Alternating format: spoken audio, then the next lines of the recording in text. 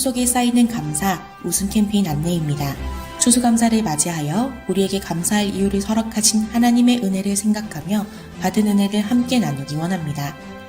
이에 6일, 12일 총 2일간 엘링광장에 준비된 부스에서 오전 예배 전과 후에 웃는 얼굴을 촬영합니다. 촬영 시 한 명당 1,000원씩 기부되어지는 이번 웃음 캠페인에 많은 참여 바랍니다. 우리 교회는 웃음 캠페인을 진행하고 있습니다. 지금 사회가 너무나 우울하고 답답한 때 형편이 좋아서 웃는 것이 아니고 상황이 좋아질 것을 믿음으로 웃고 있습니다. 다음 주부터 이동식 모니터에 여러분들의 웃는 모습이 나갈 것입니다.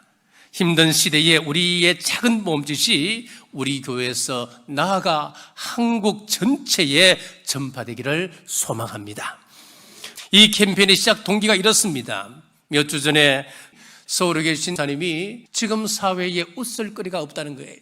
자, 이럴 때에 우리 교회들이 웃음 캠페인 같은 이 웃음을 전하면 얼마나 좋겠습니까? 하길래 제가 대뜸 우리 교회에서 시작하죠 했습니다.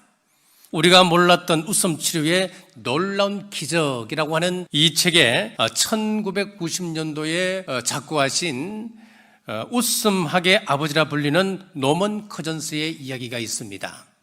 그는 세터데이 리뷰의 편집장이었습니다. 그런데 50대에 강직성 척수염이라고 하는 병에 걸렸습니다. 자, 이 병은 500명 중 1명이 나을까 말까 하는 참 고치기 어려운 병입니다. 하루에 먹는 약이 38종이었다고 이야기합니다.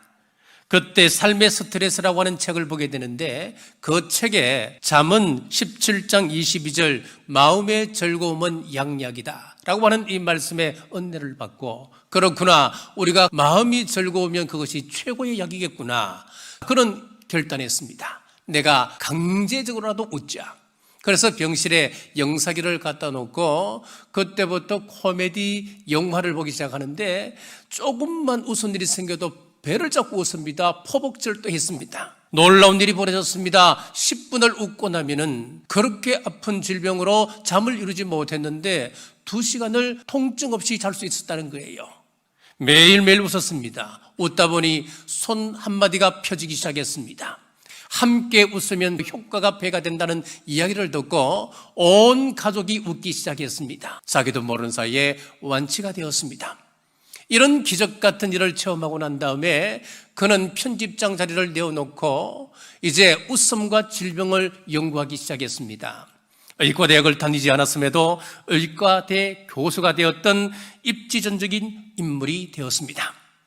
사도 바울은 육신에 가시가 있었습니다. 자신의 몸은 중병이 있습니다. 그리고 지금 감옥에 갇혀 언제 죽을지 모르는 절체절명의 상황이었습니다. 사도 바울은 웃을 수 없는 상황에서 내가 주 안에서 크게 기뻐한다 라고 말씀했습니다. 웃음 캠페인 많이 성원해 주십시오. 이어서 서울동안교회 김영주 목사님, 부산진교회 신추 목사님입니다. 이 그림은 미국이 자랑하는 화가 중에 한 사람인 워너 솔맨이라는 사람이 그린 겁니다. 이 사람은 25살 때 1917년도 결혼했는데 얼마 뒤에 바로 큰 중병에 걸렸습니다. 임파선 결핵이라고 진단하면서 석 달 정도만 살 수 있을 거라고 그렇게 했습니다. 30도 안 된 젊은 나이에 청천벽력 같은 소식을 들은 이 젊은 사람, 젊은 자기 아내와 그리고 태중에 있는 그 아이를 생각할 때에 자기는 받아들일 수가 없었습니다. 절망할 때 어느 날 그 아내가 자기에게 그렇게 얘기합니다. 여보, 우리 3개월밖에 당신 살지 못한다고 그렇게 생각하지 말고 하나님께서 이 3개월을 우리에게 선물로 주셨다고 그렇게 받아들이십시다. 이 3개월을 내가 이 땅에 살면서 가장 아름다운 그런 기간으로 우리가 만듭시다. 이 아내의 말이 자기 마음에 와닿았습니다. 그렇다면 이 인생을 가장 아름답게 3개월을 사는 길이 뭘까 자기가 생각해 봤더니 감사하는 거라더랍니다. 그리고 또 하나는 하나님께서 내게 주신 달란트를 따라서 내가 예수님의 얼굴을 그렸으면 좋겠다. 그 마음을 가지고 그림을 그리기 시작했습니다. 3개월이 지나도 안 죽는 겁니다. 오히려 몸 상태가 좋아지는 걸 느꼈습니다. 그래서 병원을 갔습니다. 주치의였던 존 헨리 박사가 그런 얘기합니다. 아니 도대체 3개월 동안 무슨 약을 먹었길래 이렇게 깨끗하게 나을 수가 있냐고. 제가 약을 특별히 먹은 것은 없습니다. 굳이 약을 먹었다면 아내가 이야기해주는 그 감사의 약을 먹었습니다. 그게 바로 명량입니다. 감사는 최고의 항암제요, 감사는 최고의 해독제요, 감사는 최고의 치료제입니다. 저는 살면서 아침에 벌떡 일어나서 눈을 뜨고 열심히 하고 또 최선을 다해서 살아오고 그것이 제가 한 것인 줄 알았습니다. 그러나 최근 들어서 드는 생각이 이게 내 힘이 아니었구나. 하나님께서 은혜 주셨구나. 주께서 이런 마음 안 주셨더라면 할 수 없구나 하는 것을 생각하면서 감사한 거예요. 다하지 못한 감사를 요즘 소급해서 하고 있습니다. 여러분, 주님께서 주신 이 교훈을 잘 받아들여서 하나님의 백성이 이 땅을 살아가며 아름답게 우리 인생을 만들어가는 저와 여러분의 삶이 되기를 주님의 이름으로 축복합니다. 수정동교회 성도 여러분, 그리고 부산진교회 성도 여러분, 한 주간 평안하셨습니까? 작년 봄에 조관호 목사님께서 전화를 주셨습니다. 교회 건축을 시작하려고 하는데 우리 교회 교우들이 부산진교회 예배당에서 함께 예배를 드릴 수가 있겠습니까? 라고 물으셨습니다. 그래서 당회와 교우들과 상의하고 연락을 드리겠습니다 라고 말씀을 드렸습니다. 다음 주에 이러이러한 내용을 가지고 의견을 묻겠습니다 라고 광고를 드렸더니 예배를 마치시고 한 집사님께서 오셔서 말씀하시기를, 목사님, 수정동 교회는 오랜 시간 동안 우리와 한 식구처럼 지낸 교회입니다 라고 말씀해 주셨습니다. 당회를 비롯해서 온 교우들께서 예배당을 함께 사용하는 것에 대해서 흔쾌히 동의해 주셨습니다. 작년 8월부터 이번 주까지 1년 6개월 동안 우리가 함께 예배당을 사용하게 되었습니다. 얼마 전에 어떤 분께서 물으셨습니다. 수정동 교회와 함께 같은 공간을 사용하셨는데 어떠셨습니까? 그 질문을 받고 떠오르는 한마디 말은 참 선물 같은 시간이었습니다. 수정동 교회가 제안을 해주지 않았더라면 우리 평생에 언제 이런 소중한 경험을 또 해볼 수 있을까라는 생각이 들었습니다. 며칠 전에 연합 예배를 준비하면서 예전의 자료를 찾아보게 되었습니다. 저희 교회 100주년 때 수정동 교회 목사님께서 오셔서 축사의 말씀을 전해주셨습니다. 마지막에 이렇게 말씀하셨습니다. 생각할수록 부산진 교회는 형제 교회입니다. 예수님께서는 제자들도 서로 좋은 친구가 되어서 하나가 되어서 하나님 나라의 좋은 동력자가 되기를 원하셨습니다. 수정동 교회와 우리 부산진 교회가 함께 좋은 친구가 되고 형제 교회가 되고 자매 교회가 되어서 이 땅 위에 하나님의 나라를 이루어가는 하나님의 좋은 동력자가 되는 교회가 되기를 소망합니다. 메신저 주스 두 번째는 부산해안교회 조성일 목사님, 남양주 별내동안교회 나강윤 목사님, 울산 허계교회 김병무 목사님을 연결합니다. 하나님께 영광을 드리는 때를 미루지 말라고 당부하십니다. 학생이라면 어떻게 해야 공부를 잘 할까? 어떻게 해야 시험을 잘 칠까라는 질문을 해야 되겠죠. 마찬가지로 우리는 생각하기를 뭔가 대단한 일을 성공하고 대단한 일을 성취하고 그래야 하나님께 영광을 돌린다고 생각해요. 어떤 큰 시상식에서 뭔가 트로피를 받고 이 모든 영광을 하나님께 올려드린다고 하는 식의, 그렇지 않습니다. 지금 우리의 존재로서 우리는 하나님께 영광을 돌릴 수가 있습니다. 나의 어떠함에 관계없이 하나님의 긍휼하심으로 나를 선택해 주셨다고 하는 하나님의 긍휼하심에 오롯이 우리의 시선을 둘 때 하나님은 그로 말미암아 영광을 받으시는 거예요. 그러니까 지금 우리가 아무리 초라한 모습에 있을지라도 우리는 하나님께 영광을 올려드릴 수 있어요. 오롯이 나를 선택하신 우리 하나님의 긍휼하심에 우리의 시선을 집중하면 그로 말미암아 우리는 하나님께 영광을 돌려드리는 것이 되는 것입니다. 우리가 어떻게 예수님을 구주로 믿게 되었나요? 나는 믿음의 가정에서 태어나서 예수님 믿게 되었다. 그러나 예수님 믿는 가정에서 태어났지만 예수님께 등을 돌리고 사는 사람들도 많습니다. 나는 누군가가 전도를 해서 지금 예수님을 믿게 되었다고 말이죠. 그러나 아무리 전도해도 아무리 복음을 전해도 믿지 않는 사람도 있습니다.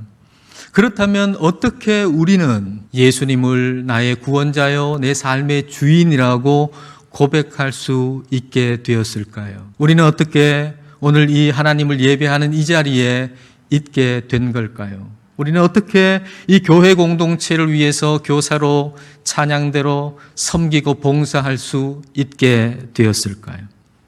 그것은 우리의 어떠함에 상관없이 하나님께서 우리를 선택해 주셨기 때문입니다. 우리를 선택하신 하나님의 은혜로 나의 열정도, 나의 열심도, 나의 헌신도 가능하다는 걸 알 때 우리는 하나님께만 영광을 돌릴 수 있습니다. 하나님께서 나를 선택하신 이유는 우리에게서 찾을 수가 없습니다. 우리를 선택하신 이유는 오직 하나님 안에서만 찾을 수 있습니다. 세계적으로 인기가 많은 영화배우 톰 크루즈 여러분 잘 아실 것입니다. 톰 크루즈는 어렸을 때 이 난독증이라고 하는 증세로 굉장히 어려움을 겪었다고 합니다. 책을 읽을 때 글자가 막 움직여서 책을 제대로 읽을 수 없는 그런 증세입니다. 톰 크루즈가 이런 증세를 겪으면서 어려서는 굉장히 스스로를 비하하고 좌절감에 빠지고 무엇이든지 끝까지 해낼 수 없는 그런 아이로 자랐다고 해요. 그러던 어느 날 학교 선생님이 연극반에 추천을 해줬다고 해요. 그런데 글을 읽을 수 없는 사람이 어떻게 대본을 읽고 외우고 연극을 할 수 있겠습니까? 하지만 그는 이번에는 조금 달랐습니다. 자기가 대본을 읽을 수 없으니까 주변 친구들이나 상대 배우가 이 대본을 읽어주면 그 읽어주는 대본을 소리로 듣고 그것을 통째로 암기하는 방법으로 대본을 습득한 것이에요. 그래서 연극을 하게 되었고 또 그 이후에도 계속해서 연기를 할 수 있는 기회가 열려서 연기를 하면서 영화배우가 됐다는 것입니다. 여러분, 톰 크루즈는 난독증이라는 희귀한 병으로 인생 전체를 실패할지도 모르는 그런 상황이었습니다. 하지만 중학교 때 참여하게 된 그 연극, 그 기회를 놓치지 않고 그것을 붙잡은 것이에요. 물론 그 후에도 그에게는 많은 어려움이 있었습니다. 어떤 감독은 그의 인생에 대해서 한 번도 평탄한 삶을 살지 못한 사람이라고 말하기까지 하였다고 합니다. 하지만 그는 매번 영화를 촬영할 때마다 그 순간이 자신에게 주어진 마지막 최고의 기회라고 생각하고 대본을 머릿속에 시각화하는 방법을 터득하여서 난독증을 이겨내고 마침내 최고의 배우가 된 것입니다. 여러분, 우리 인생에 기회라는 것이 있습니다. 신앙과 삶의 작은 전환점, 작은 기회의 끈들이 보일 때가 있습니다. 하나님이 우리를 성장하게 만들고 우리를 변화하게 만들고 하나님의 자녀로 축복된 삶을 살 수 있게 하시는 그런 기회들을 우리에게 주십니다. 우리 모두가 그 기회를 놓치지 말고 정말 하나님이 예비하신 은혜와 복을 누리는 그러한 인생 살아갈 수 있게 되기를 주님의 이름으로 축원합니다. 성령의 충만함을 받기 전에 베드로는 배신자였고 또 도망자였고 복음을 공개적으로 전파하는 것을 두려워하는 사람이었습니다. 그런 베드로가 이제 자신을 무시하고 멸시하던 유대인들 앞에서 담대하게 복음을 전하고 있습니다.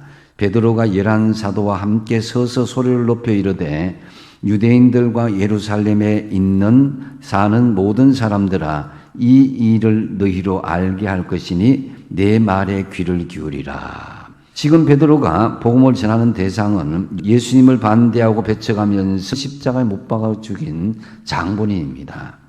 불과 얼마 전까지만 해도 사도들은 이 유대인들을 두려워하여서 모인 곳에서 문을 걸어 닫고 있었던 현실이 있었습니다. 성령의 임재하심이 베드로의 말씀을 통해서 역사하자 사람들의 마음들이 움직이기 시작한 것이죠. 그들이 이 말을 듣고 마음에 찔려라고 말씀하고 있습니다. 이 베드로의 설교를 들은 유대인들은 자신들이 기다리던 메시아 예수님을 십자가의 죽음에 몰아넣은 죄를 뒤늦게 깨닫고 양심의 가책에 극심한 그런 고통과 찔림을 받는 그런 가책을 받게 된 것입니다. 그러고 난 뒤에 그들에게 큰 변화가 일어나게 된 것입니다. 오늘날 그리스도인들이 세상에서 본이 되지 못하고 세상에 선한 영향력을 끼치지 못하는 이유가 무엇이겠습니까? 그것은 말씀을 듣고 마음의 감동과 더불어 마음의 찔림을 받는 것까지는 잘 하는데 삶의 실천으로 이어지지 못하기 때문이 아니겠습니까?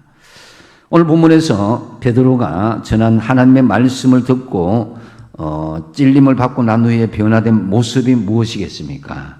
먼저 삶의 방향을 질문하는 것을 볼 수가 있습니다. 베드로와 다른 사도들에게 물어 이르되 형제들아 우리가 어찌할꼬 하거늘 그랬습니다. 이 백성들이 변화된 모습은 이제부터 어떻게 살았으면 좋겠습니까? 이 자성하는 마음으로 질문하는 그런 내용이었습니다. 여러분은 하나님의 말씀에 마음의 찔림을 받으면 어떤 태도로 취하게 되는지 스스로 한번 생각해 보십시오.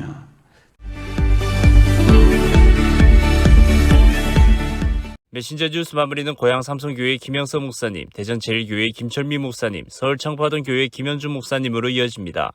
지금은 성경 속에서 되풀이되어 인간의 실패 역사를 깊이 되새겨하는 시대라고 경종을 울리십니다. 사람의 딸들의 아름다움을 보고 자기들이 좋아하는 모든 여자를 아내로 삼는지라.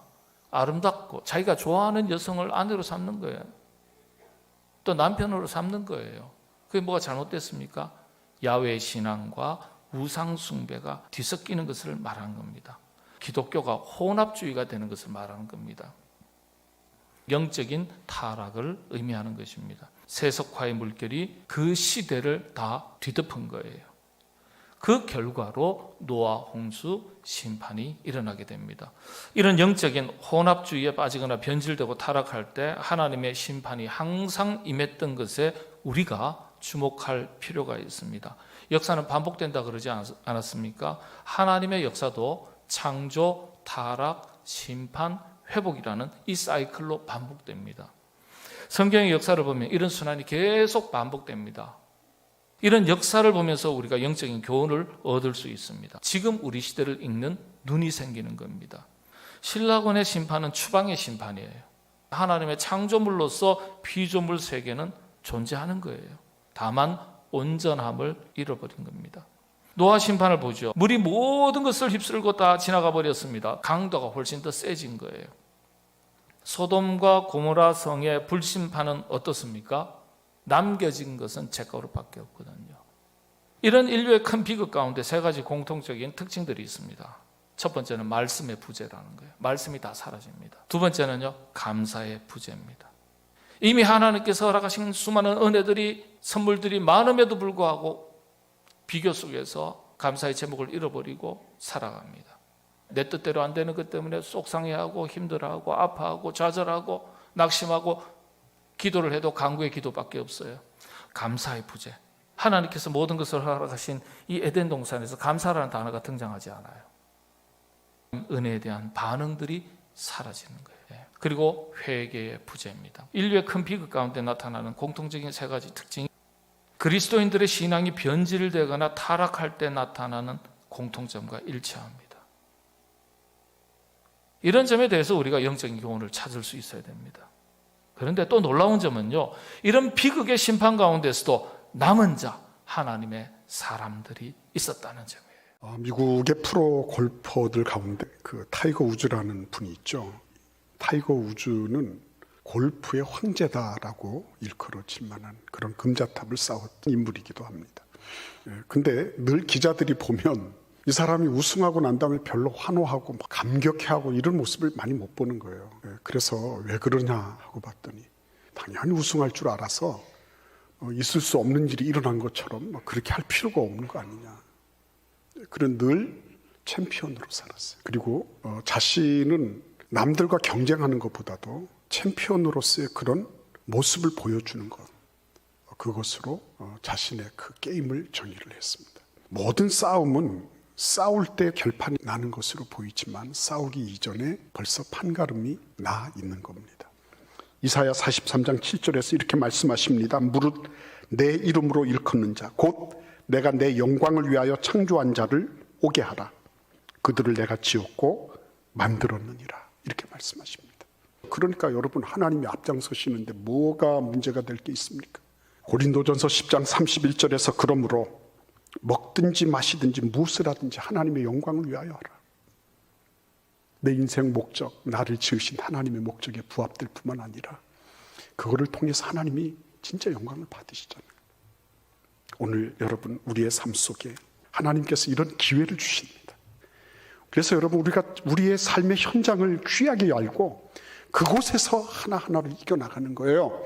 그러면서 하나님께서 나보다 먼저 앞장서셔서 그 하나님이 내 길을 인도하시도록, 그렇죠? 그렇게 할 때 하나님이 우리를 통해서 영광을 받으시고 그냥 하나님께서 다 하시는 거예요.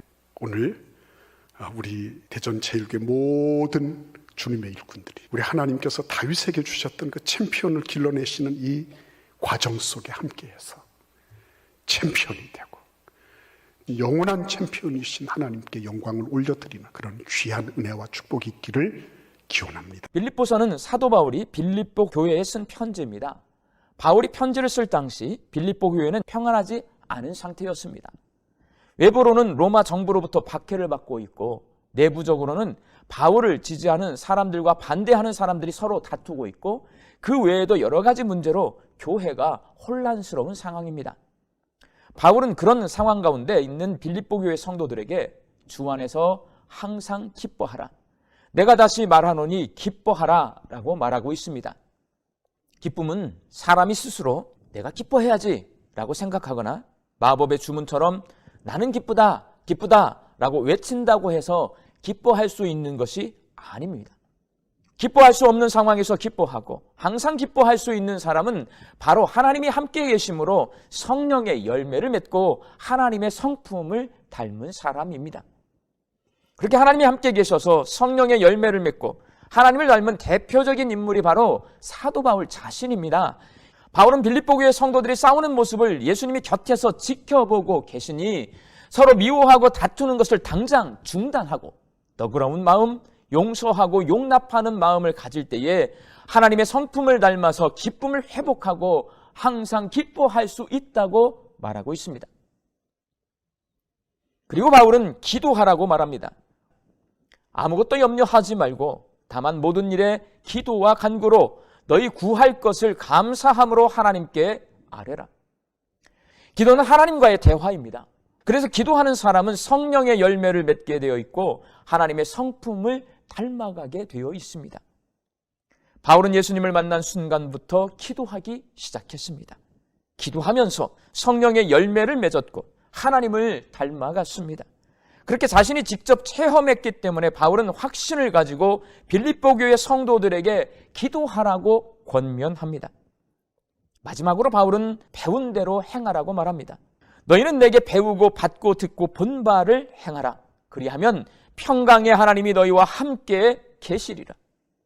빌립보 교회 성도들이 바울에게 훈련받은 대로 행할 때에 하나님께서 그들과 함께 계시고 하나님이 그들과 함께 계실 때에 하나님을 닮아서 항상 기뻐할 수 있습니다. 목사님들의 말씀 전체를 들으실 수 있도록 전부 링크해 두었습니다. 아직 메신저 뉴스 구독을 누르지 않은 시청자님이 계시면 지금 구독과 좋아요, 알림 설정까지 부탁드립니다. 다음 주까지 안녕히 계십시오. 메신저 뉴스 김석규입니다.